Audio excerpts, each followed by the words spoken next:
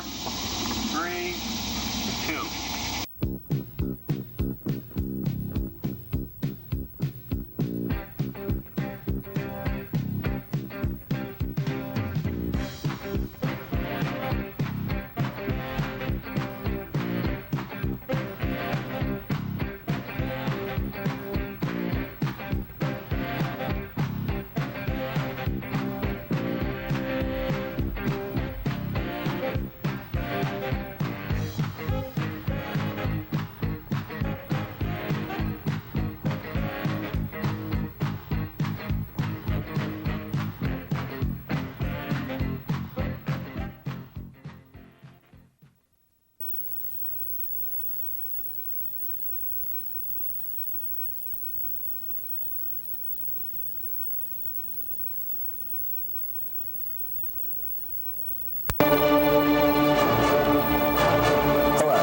I'm Dave Trachtenberg.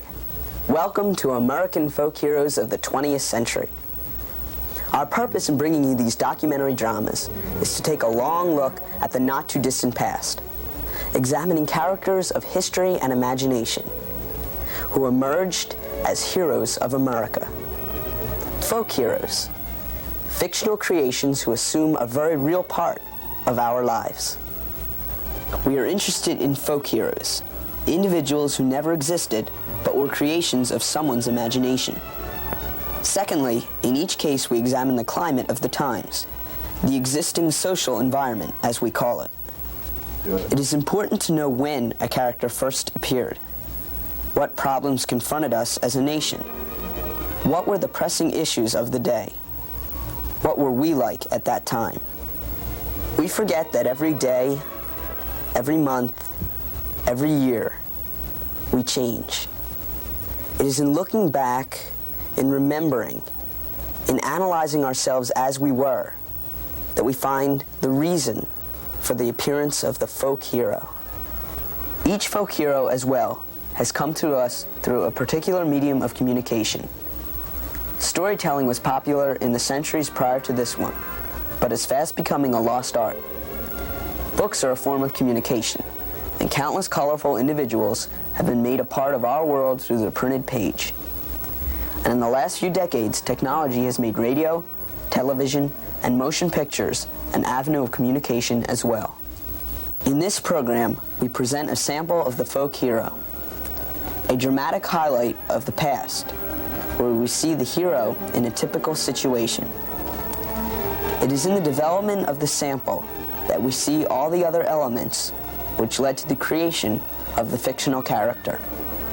Today we will look at not one, but 4 folk heroes who exemplify a decade of motion picture development. While each character found its creation in story and printed media, it was the transfer of this material to celluloid, the production of the motion picture, which made each one a part of our life and heritage. While critics may argue the artistic merits of the motion pictures to which we refer, no one can dispute the far-reaching effects these films had. Children and adults managed to scrape together enough change to see their wildest dreams emerge from the square screen over and over again. Join us now as we make room for a spine-chilling quartet. Come back a few years and step into the beginning of the 1930s. You may squeeze your eyes closed, you may cover your ears, just as thousands of children did decades ago. Try though you may, you can't keep these visitors from the supernatural away.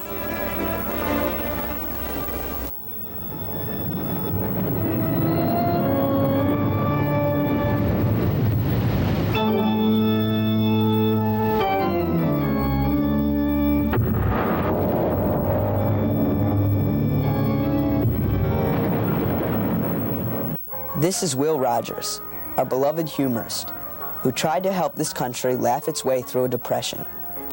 He said, "We hold the distinction of being the only country to drive to the poorhouse in an automobile." Rogers was saying that, in the midst of a catastrophic depression, people still hung on to those habits which hardly went with hunger and unemployment. There were still automobiles, streetcars, fancy clothes, theaters, and motion pictures. But there was no bad dream from which we could awaken happily. It was really a depression. 15 million people were unemployed as 1929 became 1930. On Wall Street, there were still those whose passage to freedom was an open window. For the average American, every day was a struggle against 3 meals, the mortgage, and mounting utilities. The land of the free was drifting into a sea of darkness and despair. The realities of cold winters, months of joblessness, of doing without special treats, were somehow softened by the world of entertainment. In the late 1920s, sound had come to the movies, and during the closing years of the decade, the screen was alive with all talking, all singing musicals. Pack your troubles and dreams, dream your troubles away. It worked for a little while, and then it became all too apparent that Mr. and Mrs. America were all talked and all sung to death. The lines of dancing choreens, of dusty operettas, of muted trumpets were losing their charm. You experienced limitless happiness in the darkness of the theater, but you stepped into grim reality when you left. So Hollywood took the opposite approach. It presented a number of films so frightening and horrifying that coming back to reality was a relief and not a disappointment. The star of many of these melodramas was Lon Chaney Sr., who emerged as a talented actor and a genius of makeup in silent epics. Personal tragedy in the form of throat cancer struck this great talent, and a remake of an earlier silent, The Unholy Three, was the only sound film he ever made. It was released a few months before he died, but the message had been heard. The year that Lon Chaney died, 1931, his director, Todd Browning, released a motion picture which was to officially commence the era of the horror film. Until this production, all motion picture dramas with a supernatural plot would be rationally explained in the last few minutes of the film. What seemed to be strangely unreal was justified in the light of reason, but this was to change. Audiences of the early 1930s seemed to enjoy believing in something they would have laughed at years earlier. No attempt was made to explain the horror of the supernatural.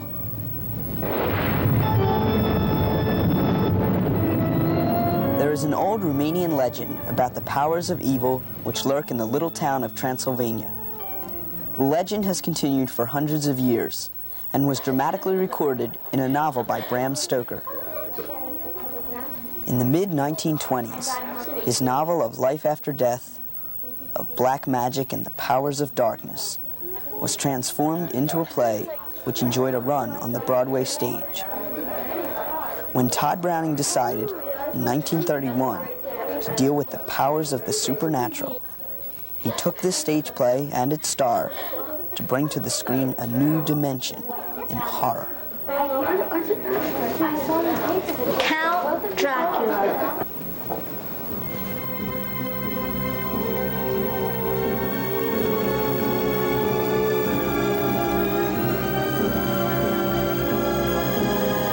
Good evening. The Count was actually a vampire, one of the living dead, who slept by day and roamed by night. He generally had his eyes peeled for a lovely damsel, whom he would add to his harem, buried quietly in the catacombs beneath his cathedral-like estate in Transylvania. The Count had hypnotic powers, and once his mind was made up, he would unleash his full abilities on capturing his prey. In the deepest, darkest hour of night, when all mortals slept quietly in their beds, the evil force of Count Dracula would be transformed into his alter ego, a huge vampire bat. Silently through the darkness, the bat would fly, seeking out the helpless victim. In the first Dracula motion picture, the unknowing damsel was actress Helen Chandler. Count Dracula would bring mortals under his power by biting them on the neck and draining their blood from them. Count Dracula was physically quite strong and possessed almost limitless mental powers. He, like all vampires, could only be killed by driving a stake through his heart. Or, if he were out of his coffin at daybreak, he would die. And most important, Count Dracula was powerless against the cross. It is through the cross, the sunlight, and the stake that Count Dracula is finally destroyed. Keep in mind that word destroyed. We'll come back to it a little later. A gentle, refined young woman of the 19th century who had quite a lively imagination. Her name was Mary Shelley, and she was but one member of a distinguished family of authors. In the 1800s, she created a tale of evil doings, of science and the supernatural, which shocked the literary circles of England.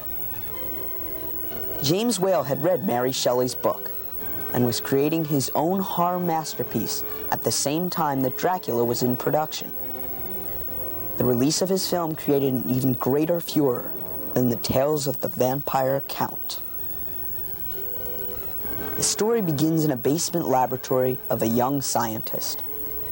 This fledgling doctor has dreams of grandeur, of defying the laws of nature, of creating life from death. His experiments are more important than anything or anyone else on Earth. At last, I have succeeded where others have failed. You are living, breathing proof of all my theories. I shall present you to a convocation of physicians and laugh in their faces. Master, I am afraid. Afraid, Igor? There's nothing to fear. You see before you the summit of scientific creation. And I, Victor Frankenstein, created him. Life from death. A living being created from dead tissue.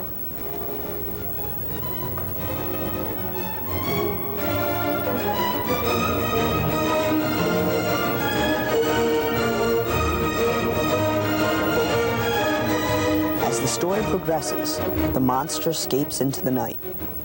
Dr. Victor Frankenstein suffers a mental collapse and returns to his home for treatment.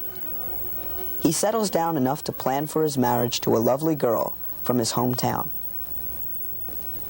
What had happened to spoil the young doctor's experiments had been the transplant of a criminal brain into the monster's head. However, this seemed all in the past. The monster was a secret, which Dr. Frankenstein expected to take to his grave.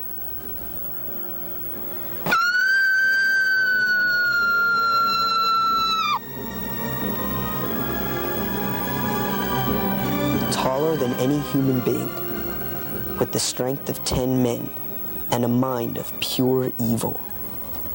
There seemed at first no way to rid the earth of this creature. But it, like Count Dracula, had a weakness. Fire, the purifying element, destroyed Frankenstein's monster on the top of an old windmill. The bestial creation of man was finally consumed in the laughing flames of the villagers. And Victor Frankenstein lived to tell the tale.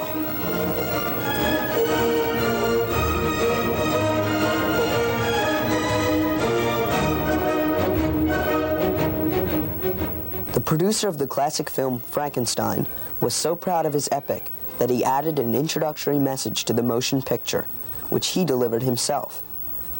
While local television stations today frequently cut this opening scene in replaying the film, it is possible to see it occasionally on a late show rerun. Hollywood now turned to the classics. Not the pleasant chamber dramas of the Victorian times, mind you, but to the pseudoscience and demonic tales of Robert Louis Stevenson and Edgar Allan Poe. And audiences came to the movie houses by the thousands. The League of Nations was dying in Geneva. Japan was in Manchuria. We had a new president in the White House and a new deal throughout the nation. Either we were relaxing a little more, or we were learning to live with the hardships. In any event, Americans now faced their economic depression with a new determination. They tried hard to rebuild during the day and relaxed with the radio or newspaper in the evening. Or, if they had a little extra pocket change, they went to the movies. The 30s were the years of the gangster film, the Busby Berkeley musical, and more tales of horror. Frankenstein and Dracula were supposedly destroyed, and the public wanted more horror heroes. Hollywood willingly obliged. Years ago, in the land of the pharaohs, lived the lovely princess Ananka. She was dedicated to serve in the temple of the gods. But she fell in love with a young soldier, Cadiz, and she plotted to run away with him. The gods are not to be dealt with so lightly. Cadiz and Ananka were caught. They were punished according to their crimes. Cadiz had his tongue cut from his mouth, so that he never again could blaspheme the gods. He and his princess were wrapped in burial garments and entombed alive. Their burial place was kept a secret. The warning on the tomb read clearly, "Beware of the curse." Naturally, the tomb was violated by a group of intrepid explorers or archaeologists, who not only uncovered the wealth of the burial place, but an ancient scroll. By burning a number of tanna leaves, a surprising effect can take place among the undead.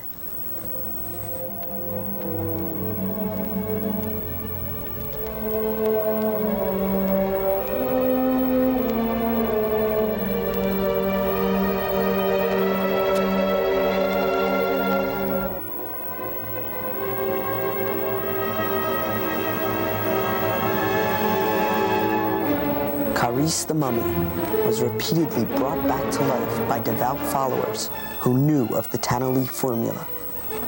Strong like the Frankenstein monster, he frightened countless mortals during his search for his lost love, the princess Ananka.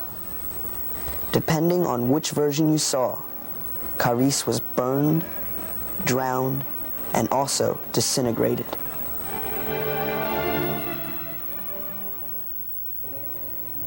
Material for movie scripts was also found in the legendary study of lycanthropy, the science of werewolves.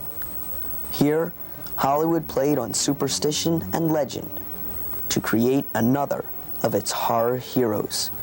So hear these words and listen well. Even a man who is pure in heart and says his prayers at night will become a werewolf. When the wolfbane blooms and the moon is full, keep watch. I caution you. Keep watch for your very lives.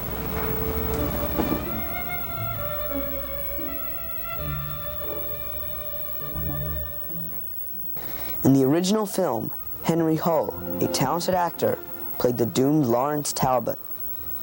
But it was in the succeeding versions, where the son of the acting genius Lon Chaney played the dual role, that the werewolf became a popular horror hero.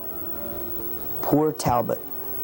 Accidentally infected, he became the victim of the full moon.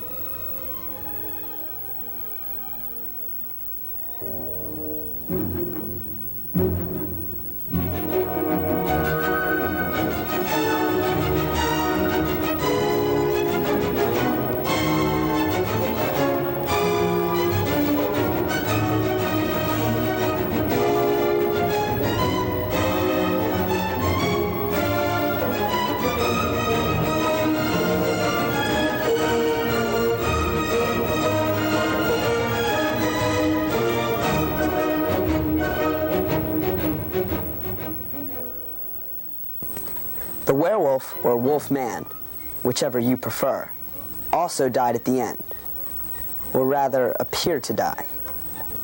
By the end of the 1930s, Hollywood had run out of new ideas, and the younger generation was still clamoring for more. In the early 40s, we saw a series of films whose titles began The Return of or The Son of, and the old familiar faces reappeared. The supposed deaths were explained away in a few moments of swift script writing. By the time World War II was over, these horror heroes had just about played themselves out. In a desperate attempt to continue their popularity, 2 or even 3 horror heroes were teamed in one film. But it wasn't the same. We had done some growing up, and the old ghosts and goblins weren't frightening anymore. Thank you for joining us for American Folk Heroes of the 20th Century. If you've enjoyed our show, we're always happy to hear from you. This is David Trachtenberg, inviting you to be with us again. Take care now.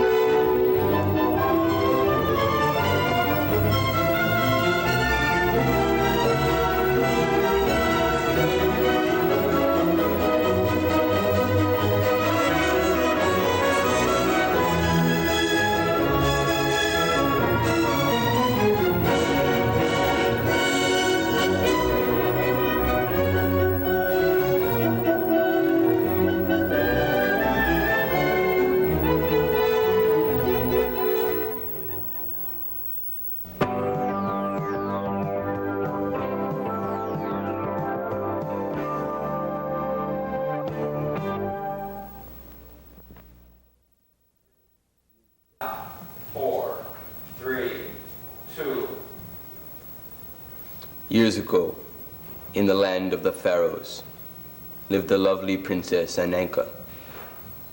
She was dedicated to serve in the temple of the gods, but she fell in love with a young soldier, CINEKYD, and she plotted to run away with him.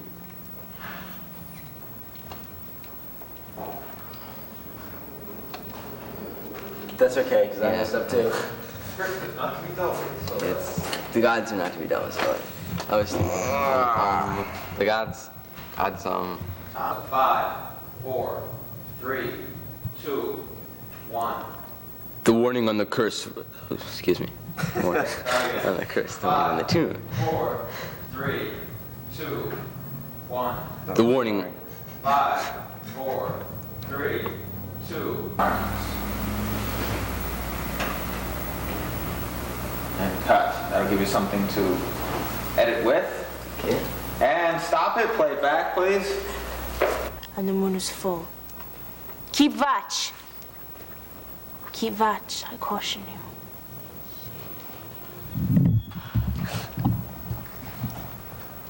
We are taping this.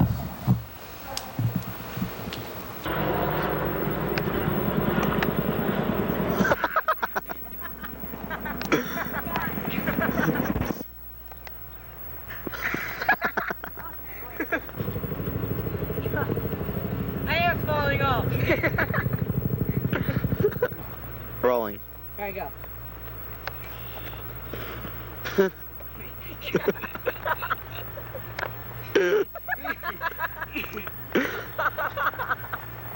Oh, my leg. I'm trying to focus. Here, look at me. Ah, candy. Wait. No more. Yes. I'll go from Candyman. I've been expecting you. Hold it like that. Candyman. I've been expecting you.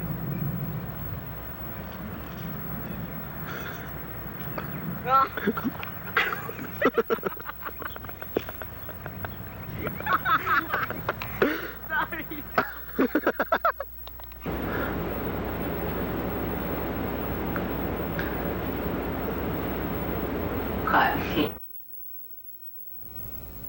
Hi. This week for What's New at the Movies, we're going to take a look at the new film, What are we gonna look at? 2000. Hi. This week for David, hi, I'm David Trachtenberg. No, I don't say Dave Trachtenberg. He doesn't want me to. Because it's on the credit. Good point. 5, 4, 3, 2. The film stars Blue Thunder. Yeah. Just keep it wrong. Blue Thunder. Hold the deck. Okay, the deck is rolling. 5, 4, 3, 2. Thanks. Since a great deal of 2010... Since a great deal of 2010 takes place in outer space... Start that again, because you probably heard my laughter trail. Okay. Thanks. 5, 4, 3, 2. Well, that's it for this week's edition of What's New at the Movies. I hope you enjoyed the show. And I look forward to seeing you in the weeks to come when we take a look at the flick.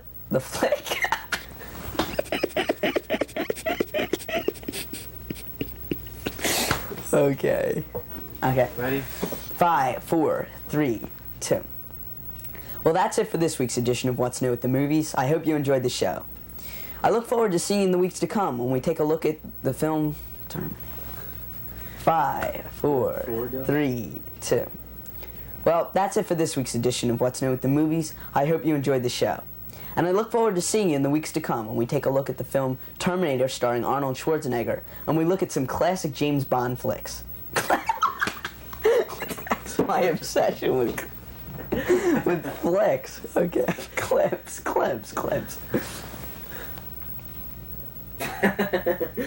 Okay, 5, 4, 3. Go to the oven and make some ever loving shoo-shoo for life pie. An apple panda to make your...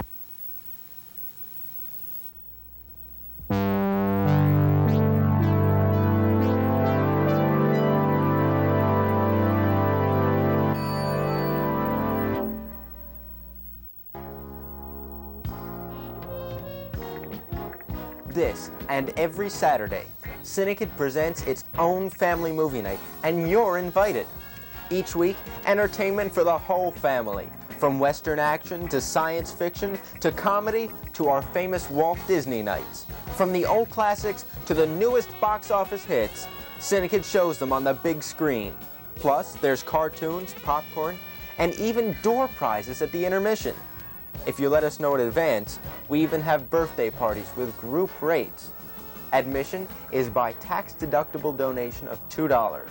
The doors open at 7 o'clock and the show starts at 7:30. For directions or information on what's playing this week, call 659-4696. An entire evening of fun and entertainment for all. CINEKYD's Family Movie Night. Don't miss it.